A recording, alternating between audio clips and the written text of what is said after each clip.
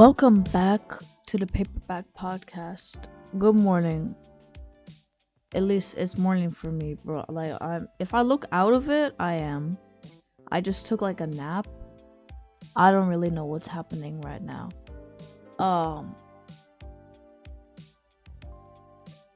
Welcome back. Today we're gonna be doing something I'm very excited to do this actually. Today we're going to be talking about the books that I want to read in 2024. I just realized, yeah, my microphone, I kind of lost the foam part. It's just gone. So now it's just naked. Very nice. I don't know where it is. Like, it's just straight up disappeared, bro. Usually I keep it in my desk here. But it's gone. It's disappeared. But you know what? It works just fine. So, you know, it's fine. So today we're going to be talking about the books that I want to read in 2024. The books I'm looking forward to reading in 2024.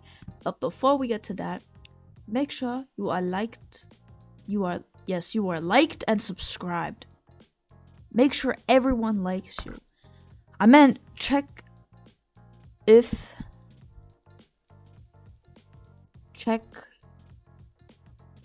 you are subscribed and like the video. Yes, there we go. See, I'm great at this. Okay, so I've created two categories. We have the normal books, and then we have like the heartbreaking ones, because for some reason most of the books that I picked out to read this year are like they'll kill me probably. So I've separated it into two categories, and let's start with the normal ones. First, we got The Humans by Matt Haig. Hold on. This book just arrived like a couple days ago. Look at that. I got it. It is here. The Humans. So, also, I gotta show you all these pants I bought. Hello Kitty pants. Oh wow, my hoodie has just my full government name. Okay, so The Humans by Matt Haig is about like this alien who goes to Earth and like takes form of like this professor called Martin, and he learns like all about humans and stuff. So the thing is, like, I love these kind of books. I love like aliens, like humans, any books that are like about humans and are like, why are humans like this?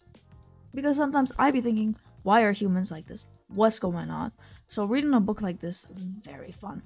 And also I read The Midnight Library by Matt Haig, and I loved it. It is my favorite book, and his writing style is, I love it. So I'm looking forward to reading this book for sure. And the thing is, when I read the description of this book, there was one thing that interested me. So let me read it for you. In picking up the pieces of the professor's shattered personal life, the narrator sees hope and redemption in the human's imperfections and begins to question the very mission that brought him here. A mission that involves not only thwarting human progress, but murder. Murder? What's gonna happen? What's the next?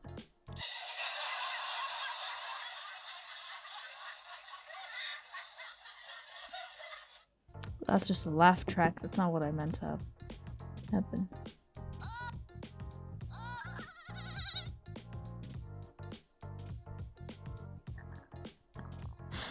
What? I wanted to do like a sound effect, like shock, you know, but like there's not. What about this? Every time I click this soundboard and I click that one, it's always just a scream. Okay, there's no like wow like sound effect, but we'll move on. So yeah, definitely looking forward to reading this book. And also I'm gonna go through these quickly because like there's a lot. Okay, so next up we got Sea of Tranquility. Now I like saw this book in my local library and I was like, oh my god, this sounds so interesting. And then it was like so much money, and I was like, okay, I'll come back when it's like cheaper or something. I don't know what I'm expecting. For some reason I go to libraries, I'm like, okay, this book is expensive, I'm gonna come back when it's less expensive. When is it gonna be less expensive? I don't know. I'm just waiting for the day to happen. Maybe there'll be like a sale or something. But yeah, Sea of Tranquility, it sounds very complex from like what I like read about it. So it's like 3 characters: Edwin St. Andrew, Olive Llewellyn, and Gaspary Jack Roberts. What are these names, bro? First of all, what's going on here? This has to be like random name generator, like fucking names, right? Like, there's no way. I don't know how to pronounce it. Double Lewellyn.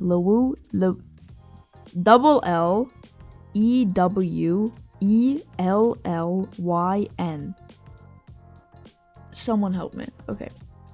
So this is a novel about, and I quote, a novel of art, time travel, love, and plague that takes the reader from Vancouver Island in 1912 to a dark colony on the moon 500 years later, unfurling a story of humanity across centuries and space. I don't know what's happening. I don't know what's gonna happen.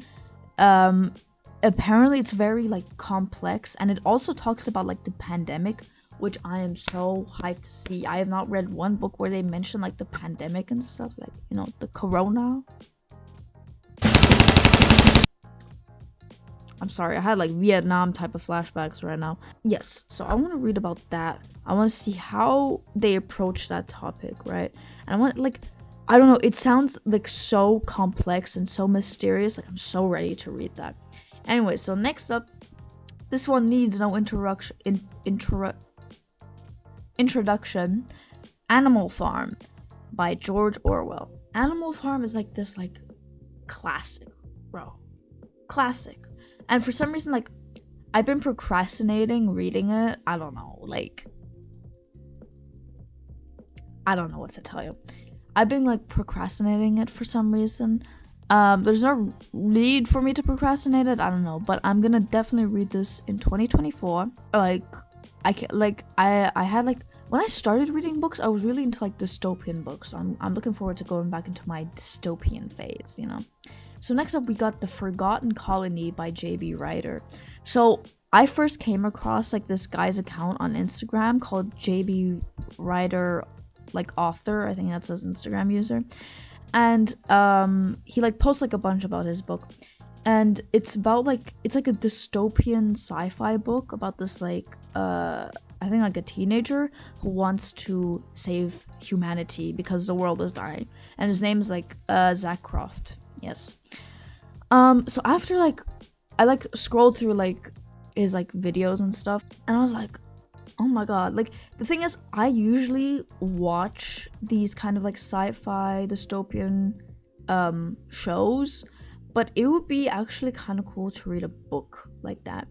And honestly, after reading this book, I would love to do like an interview, because I find it very interesting talking to like young, like, I would love to talk to like young authors, because I mean, authors are usually like these like old people, you know, like millennials and above, old. So I think it would be interesting to see like what the process of writing this book was like. I don't know, just like talking to the guy, you know. So I'd love to do that. That would be pretty cool. That's also why I'm looking forward to, like, I've been like, I've like seen stuff about this book for like months now, and I'm like, I need to get it, but for some reason, like, when I want to, because I can't find it here, so when I try to like order it on Amazon, it's so expensive.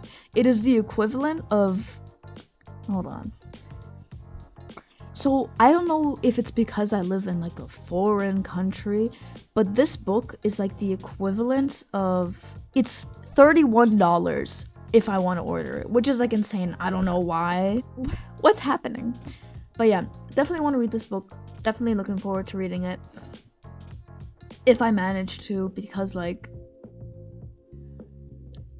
$31 to ship it here, I'm gonna go insane. Like, what, like, I'm sorry, for that much money, I don't think I would read it. Like, I want to read this book, but like $31? Are you serious?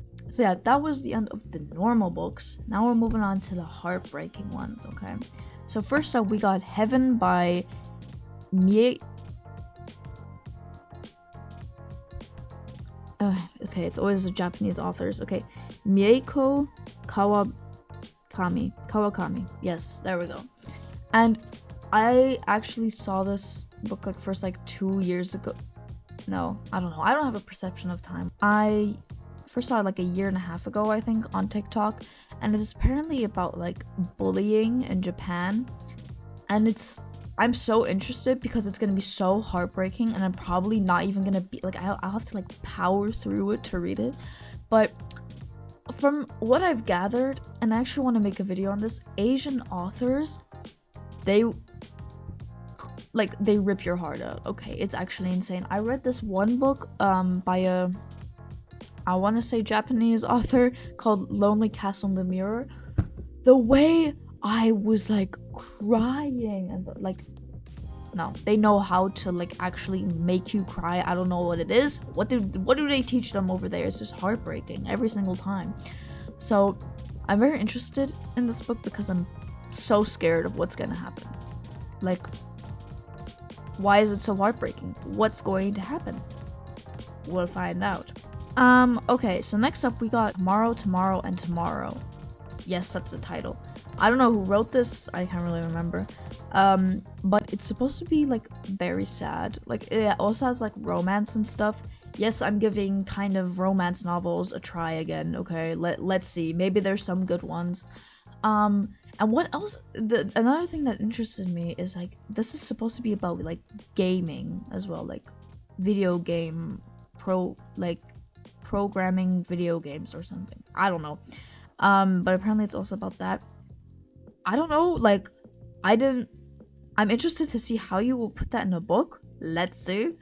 I think I actually ordered this book and it just like it never arrived. I don't know why. It just never came. I don't know. Okay, we're moving on to the last two. We got We Are Okay by Nina LaCour. So all I wrote in my note, because I have notes, right? All I wrote in my notes here is new life, secrets, coming of age, sad, yes. I don't know, like okay, I'm assuming that's what the book is about. Yeah, no, I remember. Okay, so when I read the description, the book is about like this girl who starts like a new life, but like she has like a past, like a mysterious past, and it's like a coming of age kind of thing. Talks a lot about like mental health and stuff, and it's supposed to be very sad. I don't know. I'm hyped to read this. Like I feel like it's gonna be really good. So yeah, because like I really like the dystopian novels and also coming of age novels. Like two totally different things, but like very cool, very cool. Okay, so lastly we have Nick and Charlie by Alice Oseman. I am on a mission to read every single Alice Oseman book. And I'm not that far off. I have read 4 of her books. I've read Radio Silence, I've read Solitaire, I've read I Was Born for This, I've read Loveless. I only got 2 more to go. Watch out, Alice Oseman. I'm almost done. I only have to read Nick and Charlie and This Winter now. Watch me read all of the Alice Oseman books. I don't care. I read the entirety of Heartstopper. I will read every single Alice Oseman book. I will. I made it my mission. This is why I'm on this planet. It's to read every single Alice Oseman book. Anyway, so yeah. I've read Heartstopper. I've watched Heartstopper like 7 times at least, okay? It is such a good, like,